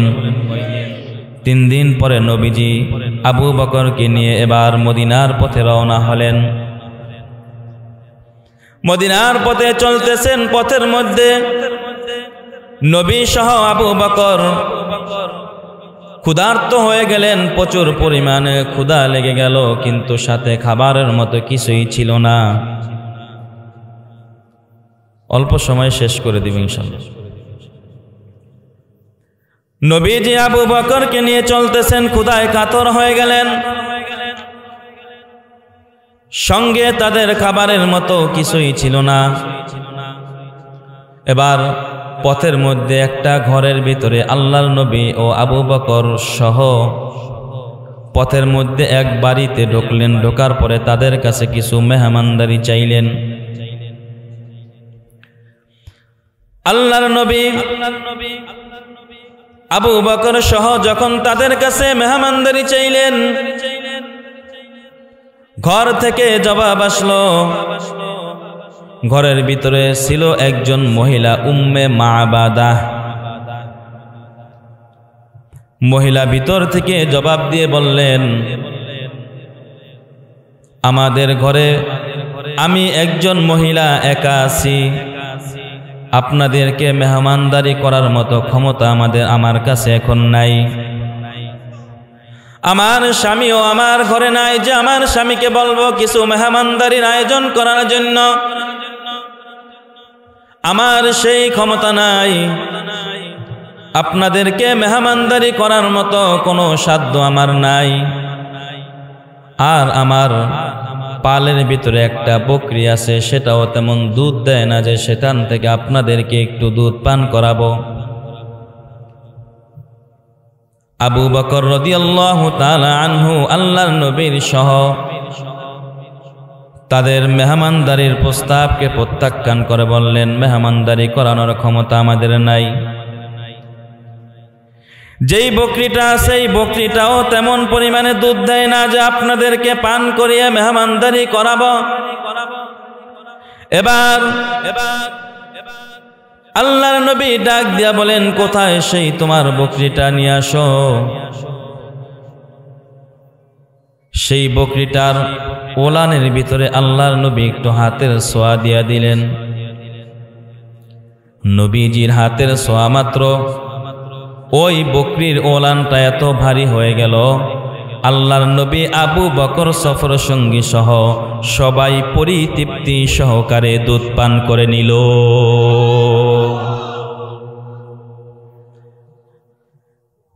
উম্মে মাবাদা আশ্চর্য হয়ে গেলেন, কে এমন মানুষ, আমার এই বকরিটা তো তেমন কোনো দুধ দেয় না, অথচ তার হাতের ছোঁয়া মাত্র বকরির ওলান এত ভারী হয়ে গেল, এত পরিমাণ দুধ দিল। আশ্চর্য হয়ে গেল। এই উম্মে মাবাদার স্বামী যখন কিছুদিন পরে তার বাড়িতে ফিরে আসলেন, এসে দেখলেন বকরির ওলান ভারী হয়ে আছে। দুধ দোহান করলে প্রচুর পরিমাণ দুধ দেয়। স্বামী তার স্ত্রীকে জিজ্ঞাসা করল, বিবি আমার, এই বকরিটা তো আমি যাওয়ার সময় দেখেছি তেমন কোনো দুধ দেয় না, ওর ওলানটা ছিল হালকা, অল্প কিছু দুধ দিত, কিন্তু তার ওলান এত ভারী কিভাবে হলো, আর এত পরিমাণ দুধ আমার এই বকরি কিভাবে দেয়? স্বামীর উত্তরে স্ত্রী বললেন, উম্মে মাবাদা ডেকে বললেন, স্বামী আমার, কোথা থেকে যেন দুইজন লোক এসে আমার কাছে মেহমানদারি চেয়েছিলেন, আমি তাদেরকে মেহমানদারি করতে অস্বীকৃতি জানিয়েছিলাম, কারণ আমার ঘরে মেহমানদারি করানোর মতো কিছুই ছিল না। আমার ঘরে মেহমানদারি করানোর মতো কিছুই ছিল না, এই জন্য আমি তাদেরকে অস্বীকৃতি জানিয়েছিলাম। কিন্তু তাদের মধ্যে একজন লোক এমন সম্ভ্রান্ত, যেই লোকটা আমাদের বকরির ওলানের ভিতরে হাত দেওয়া মাত্র দেখলাম আমাদের বকরির ওলান ভারী হয়ে গেল। মহিলা মানুষ আল্লাহর নবীকে চিনতে পারলেন না, তার নামও শোনেন নাই। কিন্তু স্বামী যখন ঘরে ফিরলেন আর এই মুজিজার কথা তার স্ত্রীর কাছ থেকে যখন শুনলেন, ওই স্বামী চিন্তা করলেন, বুঝতে পারলেন এই লোকটা সাধারণ কোনো লোক হতে পারে না, এটা হলো ওই লোক যাকে মক্কার বেঈমানেরা নির্যাতন করে দেশ থেকে বিতাড়িত করেছেন, মদিনার পথে হিজরত করেছেন। তিনি আর কেউ নয়, তিনি হলেন মুহাম্মাদুর রাসূলুল্লাহ।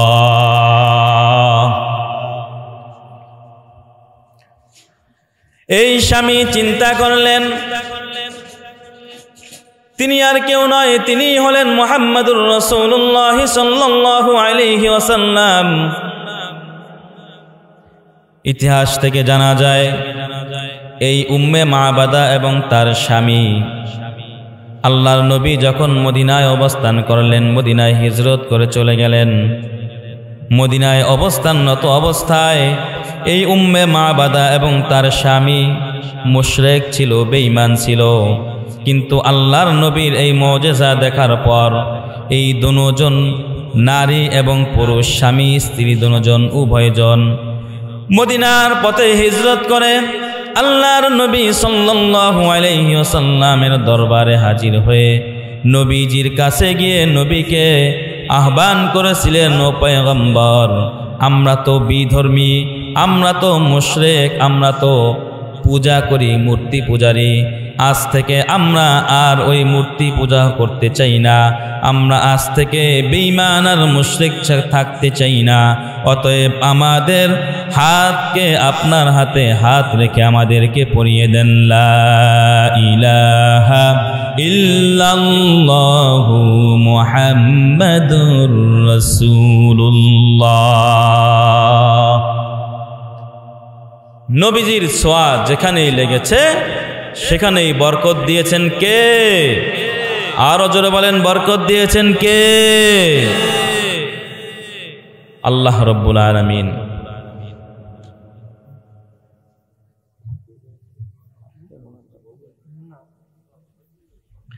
আলাইহি ওয়াসাল্লামের হাত, নবীজির ছোঁয়া যেখানেই লেগেছেন সেখানেই, কথা বলেন না, যেখানে লেগেছেন সেখানেই বরকত দিয়েছেন কে?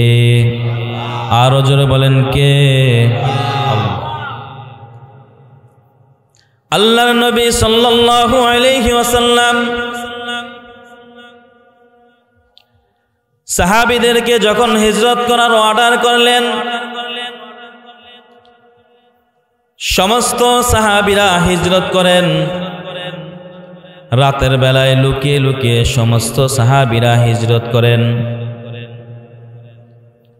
কিন্তু একজন সাহাবী, নাম তার ওমর, তার নাম কি? ওমর। এই ওমর রাতের বেলা হিজরত করে না, ওমর দিনের বেলা হিজরত করে। ইসলামের প্রথম যুগে মানুষ নামাজ আদায় করত গোপনে গোপনে, কিন্তু ওমর যখন ইসলাম ধর্ম গ্রহণ করলেন, আল্লাহর নবী আল্লাহর নবীকে বললেন, ও পয়গম্বর, আমরা যেই ধর্ম অবলম্বন করেছি, আপনি যেই ধর্মের দাওয়াত দেন সেটা কি মিথ্যা ধর্ম? নবী বলেন, তোমার কি সন্দেহ আসেনি? বলে, না, আমার তো কোনো সন্দেহ নাই। সন্দেহ যদি না থাকে, আল্লাহর নবীকে ডেকে বললেন, ও পয়গম্বর, আজকের পর থেকে মুসলমানরা আর গোপনে নামাজ পড়বে না, মুসলমানরা আজকের পর থেকে প্রকাশ্য দিবালোকে সবার সামনে নামাজ আদায় করবে।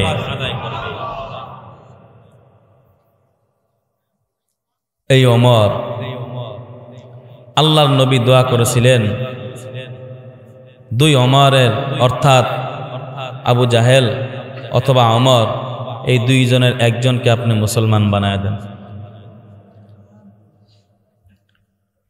পয়গম্বরের সাহাবী ওমর ফারুক রাদিয়াল্লাহু তাআলা আনহু, চিল্লাচিল্লি বন্ধ করেন। পয়গম্বরের সাহাবী ওমর ফারুক রাদিয়াল্লাহু তাআলা আনহু, সব সাহাবীরা রাতের বেলায় অন্ধকারে গোপনে গোপনে লুকিয়ে লুকিয়ে হিজরত করেন। কিন্তু আল্লাহর নবীর এই সাহাবী ওমর রাতের বেলা নয়, দিনের বেলা একটা তরবারি হাতে নিয়ে দাঁড়াইছে। একটা তরবারি হাতে নিয়ে দাঁড়াইয়া বলেন, কে আসো এমন যে তার সন্তানকে এতিম করতে চাও? আমি ওমর হিজরত করতেছি, পারলে আমি ওমরকে বাধা দাও। কে আসো এমন যে তার মা বাবাকে সন্তান হারা করতে চাও? আমি ওমরের তরবারির সামনে আসো। কে আছো এমন তার স্ত্রীকে বিধবা করতে চাও? তাহলে আমি ওমরের তরবারির সামনে আসো। এমন কারো যদি দুঃসাহস থাকে, আমি ওমরের তরবারির সামনে আসো। এই ওমর ইসলাম ধর্ম গ্রহণ করার আগেও যেমন বীর পুরুষ ছিলেন, ইসলাম ধর্ম গ্রহণ করার পরও তেমন বীর পুরুষ। ইসলাম ধর্ম গ্রহণ করার আগে কেমন বীরত্ব দেখাইলেন ওমর।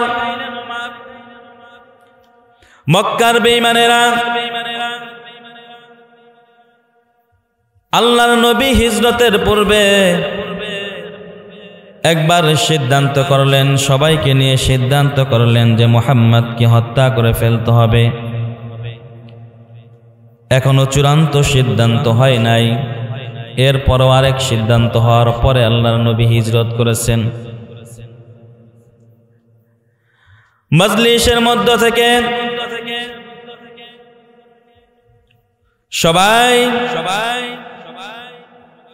সবাইকে প্রস্তাব দেওয়া হলো, কে আসো এমন যুবক যে মুহাম্মাদের গর্দান থেকে তার মাথাকে আলাদা করতে পারবে, মুহাম্মাদকে হত্যা করতে পারবে? এই দুঃসাহস কেউ করে না। সব যুবক, টাগরা যুবক আছে, কিন্তু কেউ এত বড় দুঃসাহস করে না। মজলিসের মধ্যে ওমর দাঁড়ায় গেছেন, দাঁড়ায় কয় আমি পারব মুহাম্মাদকে হত্যা করতে। নাউজুবিল্লাহ বলে, তুমি পারবা? কেউ সাহস করে না। ওমর দাঁড়াইছে, আমি পারব মুহাম্মাদকে হত্যা করতে। ওমর রাদিয়াল্লাহু তাআলা আনহু এবার তার তরবারি নিয়ে মুহাম্মাদকে হত্যা করার জন্য দৌড় শুরু করলেন। পথের মধ্যে একজনের সাথে দেখা হয়ে গেল। কি ব্যাপার ওমর, কোথায় যাচ্ছ তুমি? ওমর ডাক দিয়া বলে, মুহাম্মাদকে আজকে দুনিয়া থেকে খতম করে দিব, মুহাম্মাদকে আজ দুনিয়া থেকে বিদায় করে দিব। এই যে তরবারি দেখতেছো, এই তরবারির আঘাতে আজকে মুহাম্মাদকে দুনিয়া থেকে বিদায় করে দিব। লোকটা ডাক দিয়া বললেন, ওমর, তুমি যে মুহাম্মাদকে হত্যা করার জন্য রওনা হয়েছো, তুমি কি জানো তোমার ঘরের ভিতরে তোমার ভগ্নিপতি, তোমার বোন, তারা তো সেই ধর্ম গ্রহণ করে, সেই নবীর দেওয়া কোরআনের তেলাওয়াত করতেছে। সুবহানাল্লাহ বল।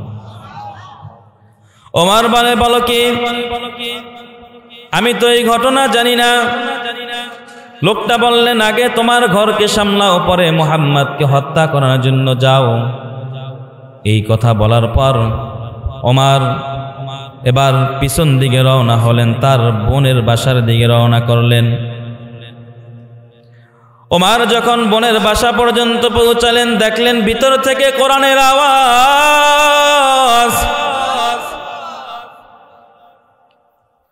ওমর ডাক দিয়া বলেন, ঘরের ভিতরে কে কোরআনের তেলাওয়াত করে? ওমরের আওয়াজ পাওয়া মাত্র ওমরের অবস্থানটা আরবের মধ্যে এমন ছিল যে যেখান থেকে ওমরকে দেখুক না কেন, এই ওমরকে সবাই ভয় করত। ভয়ে মানুষগুলো থরথর করে কাঁপত।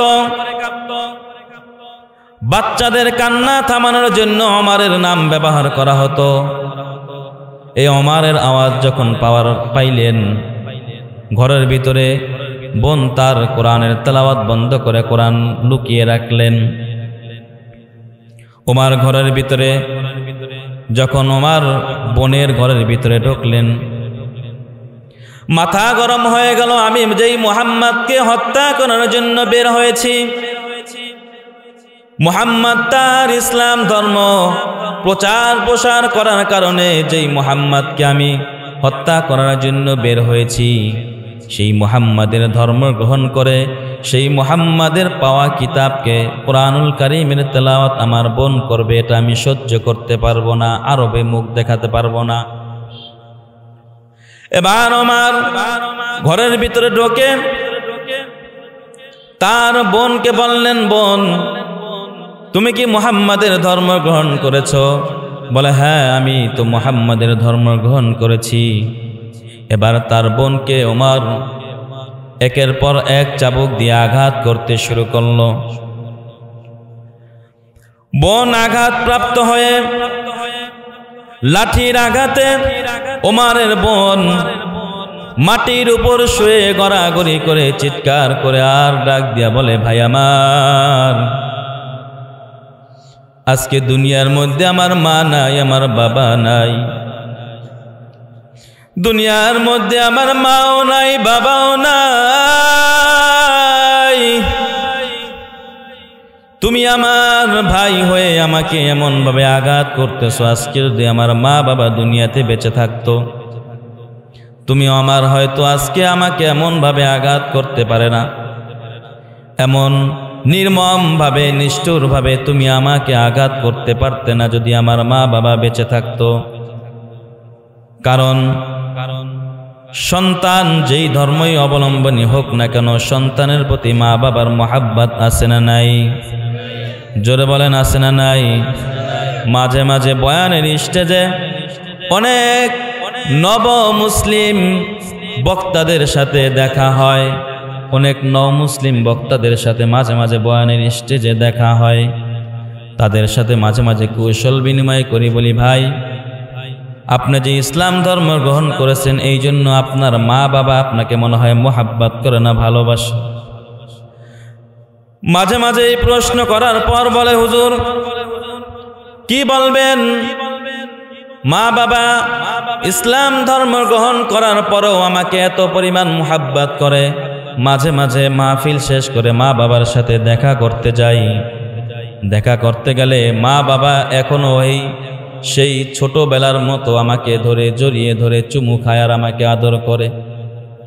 কারণ মা বাবার মোহাব্বত সন্তান এবার যেই ধর্ম অবলম্বনী হোক না কেন, যেহেতু মা তার সন্তানকে 10 মাস 10 দিন পেটে ধারণ করেছে, এই জন্য ওই সন্তানের মোহাব্বত মায়ের ভিতরে থাকে না, না থাকে?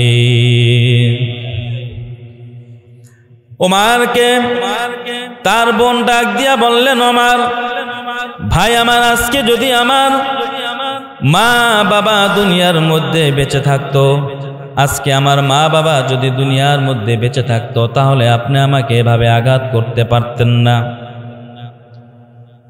ওমর কিছুক্ষণ আঘাত করার পর বোনকে ডেকে বললেন, বোন আচ্ছা সব কিছু বাদ দিলাম, তুই আমাদের বাপ দাদার ধর্ম ত্যাগ করে যে ইসলাম ধর্ম গ্রহণ করলি এটার মধ্যে এমন কি মজা পাইলি? আল্লাহু আকবার বলেন না। তুই যে ইসলাম ধর্ম গ্রহণ করলি, মা বাবার বাপ দাদার পূর্বপুরুষের ধর্ম ত্যাগ করে যে তুমি ইসলাম ধর্ম গ্রহণ করলা, বলো তুমি তার মধ্যে এমন কি পেয়েছো? বলে, আমি মুহাম্মাদের দেওয়া কোরআনের তেলাওয়াত পড়ে আমি আর সহ্য করতে পারি নাই, ইসলাম ধর্ম গ্রহণ করে ফেলেছি। ওমর ডাক দিয়া বললেন, বোন আমার, তুমি যেই কোরআনুল কারীমের তেলাওয়াত পড়ে তুমি ইসলাম ধর্ম গ্রহণ করেছো, দেখি সেটার ভিতরে এমন কি আছে তুমি যার পাগল হয়ে গেলা? আল্লাহু আকবার। দেখি ওটার ভিতরে এমন কি আছে যেই তেলাওয়াত শোনা মাত্র তুমি পাগল হয়ে বাপ দাদার পূর্বপুরুষের ধর্ম ত্যাগ করে তুমি ইসলাম ধর্ম গ্রহণ করলা। ওমরের অর্ডার পাওয়ার পর ভয়ে ভীত সন্তুষ্ট হয়ে এবার তার বোন কোরআনুল কারীমের তেলাওয়াত শুরু করলেন। যখন নাকি তার বোন কোরআনুল কারীমের তেলাওয়াত করতেছেন, ওমরের অন্তরের ভিতরে ঝালঝালা শুরু হয়ে গেল। ওমরের অন্তরটা আল্লাহ তাআলার দিকে ধাবিত হয়ে গেল। ওমরের মুহাব্বত ওই কোরআনের প্রতি আস্তে আস্তে বাড়তেই থাকলো। তার বোন কোরআনুল কারীমের তেলাওয়াত করতেছেন, আস্তে আস্তে ওমরের দিলটা নরম হয়ে গেল, ইসলামের প্রতি তার দিলটা এবার ধাবিত হয়ে গেল। এবার বোনকে ধমক দিয়ে বলে, স্টপ, তোমার কোরআনের তেলাওয়াত বন্ধ করো, আমার দিলের ভিতরে ঝালঝালা শুরু হয়ে গেছে। কোরআনুল কারীমের তেলাওয়াত বন্ধ করো, আমাকে নিয়ে যাও সেই নবীর কাছে যেই নবী তোমাকে কোরআনের সংবাদ দিয়েছে, যেই নবী তোমাকে কোরআনের মাধ্যমে, যেই নবীর দেওয়া কোরআন পড়ে আল্লাহ তাআলার পক্ষ থেকে নবীর উপর কোরআন নাজিল করেছে, সেই নবীর উপর নাজিলকৃত কোরআন তেলাওয়াত করে তুমি যে ইসলাম ধর্ম গ্রহণ করেছো, যেই নবীর উপরে কোরআনটা নাজিল হয়েছে, আমাকে নিয়ে সেই নবীর কাছে চলো। আল্লাহর নবীর কাছে গিয়ে ওমর ফারুক রাদিয়াল্লাহু তাআলা আনহু, যেই ওমর নবীকে হত্যা করার জন্য তরবারি নিয়ে বের হলো, সেই নবী এবার কোরআনুল কারীমের তেলাওয়াত শুনে এবার নবীকে ডেকে বললেন, ও পয়গম্বর, আপনার হাতে আমার হাত রেখে আমাকে এবার পড়িয়ে দেন লা ইলাহা ইল্লাল্লাহু মুহাম্মাদুর রাসূলুল্লাহ। আল্লাহ। এমন একজন নবীর উম্মত হয়েছ যেই নবী দুনিয়ার মধ্যেও তুমি আমি উম্মতকে এক সেকেন্ডের জন্য ভুলে নাই। আল্লাহর নবী একদিন অসুস্থ হয়ে পড়লেন, বুঝানোর জন্য বলি খুব খেয়াল করে শুনবেন, মনের কান দিয়ে শোনার চেষ্টা করেন। আল্লাহর নবী একদিন অসুস্থ, তার একজন সাহাবীকে ডেকে বললেন, সাহাবী আমার সামনে একটু কোরআনুল কারীমের তেলাওয়াত করো।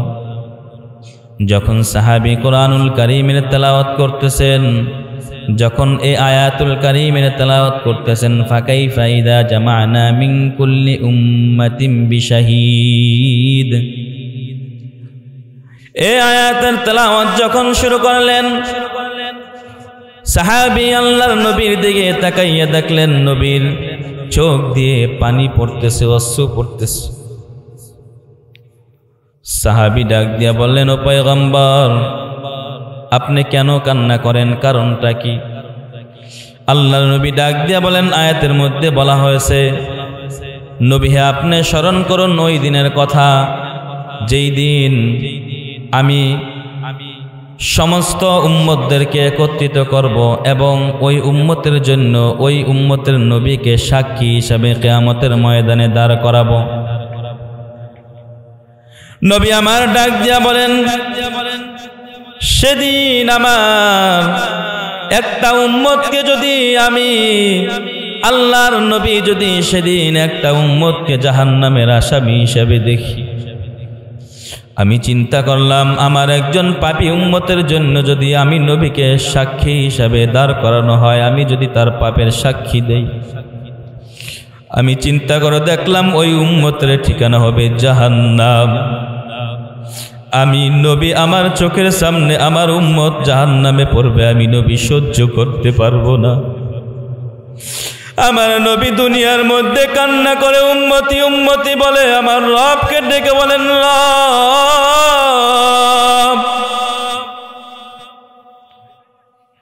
আমার উম্মতের জন্য সব কিছু তুমি সহজ করে দাও। এই নবী দুনিয়ার মধ্যে আপনাকে আমাকে বলে নাই, কিয়ামতের ময়দানেও বলবে না। দিলের কানটা লাগাইয়া অন্তর দিয়া একটু চিন্তা করে দেখেন, আমার নবী দুনিয়ার মধ্যেও আপনাকে আমাকে বলে নাই, কিয়ামতের ময়দানেও বলবে না।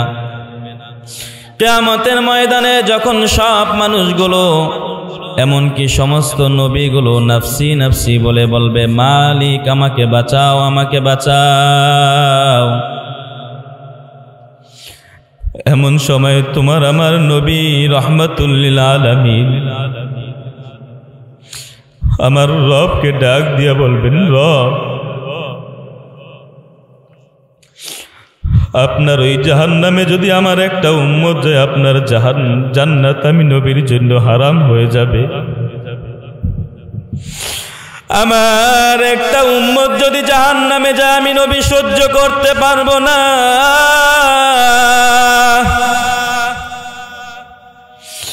যেই কঠিন কিয়ামতের ময়দানে আমার নবী তোমাকে আমাকে ভুলবে না, যেই নবী দুনিয়ার মধ্যে তোমাকে আমাকে ভুলে নাই, কিয়ামতের ময়দানেও তোমাকে আমাকে ভুলবে না। যেই নবী আমাকে তোমাকে হাউজে কাউসারের পানি পান করাইবে, নবী আমার সিজদায় পড়ে ডাক দিয়া বলবেন, ও পয়গম্বর ইশফাতু শাফা, সিজদা থেকে আপনার মাথাটা উঠান। আল্লাহর নবী মাথা উঠাইয়া ডাক দিয়া বলবেন, আল্লাহ আপনি আমার একটা উম্মতকে যদি জাহান্নামে দেন, আমি আপনার জান্নাতে যাব না। আমার রব ডাক দিয়া বলেন, ও পয়গম্বর আপনার কান্না তো আমি রব সহ্য করতে পারি না, আপনি মাথা উঠান, আপনার উম্মতদেরকে জাহান্নাম থেকে বাঁচিয়া বাঁচিয়া নেন। বুখারীর বর্ণনা আসছে, নবীজি আল্লাহ তাআলার অর্ডার পাওয়ার পর উম্মতদেরকে বাঁচিয়া বাঁচিয়া জাহান্নাম থেকে জান্নাতে নিয়ে যাবেন। যেই নবী তোমাকে আমাকে দুনিয়ার মধ্যেও বলে নাই, আখিরাতেও বলবে না, এমন নবীর মুহাব্বতে পড়িয়া, এই নবীর মুহাব্বতে পড়িয়া, এই নবীকে ভালোবাসিয়া, এমন নবীর মুহাব্বত অন্তরের ভিতরে ঢুকাইয়া আল্লাহর নবীর সুন্নাত